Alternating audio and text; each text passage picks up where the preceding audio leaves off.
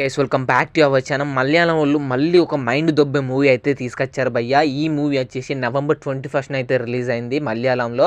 And థియేటర్లో వేరే level sensation create చేస్తుంది. ఈ మూవీ వచ్చేసి 5 కోట్లకు పైగా కలెక్షన్స్ అయితే కలెక్ట్ చేసింది. ఆ మూవీ బడ్జెట్ చాలా తక్కువ ఉంటుంది.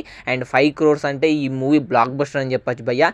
ఈ మూవీ యొక్క డైరెక్టర్ వచ్చేసి ఎవరంటే మనం కిష్కింద కాండం అనే మూవీ చూసాం కదా, పోయిన సంవత్సరం వచ్చింది, బ్లాక్ బస్టర్ అయింది. ఆ మూవీ డైరెక్టరే ఈ మూవీని రాశాడు అండ్ డైరెక్ట్ చేశాడు భయ్య. అండ్ ఎక్కడ చూడు మోతుందని చెప్పచ్చు మలయాళంలో. అండ్ తెలుగు డబ్బుడు అయితే లేదు భయ్య. ఈ మూవీ వచ్చేసి త్వరలోనే ఓటీటీకి అయితే రాబోతుంది. డిసెంబర్లన్నా జనవరిలో అయితే రిలీజ్ చేద్దాం ప్లాన్ చేస్తున్నారంట. దానికి సంబంధించి అప్డేట్ త్వరలోనే రాబోతుందంట. నేనైతే ఈ మూవీ కోసం చాలా ఈగర్గా వెయిట్ చేస్తున్నాను భయ్య.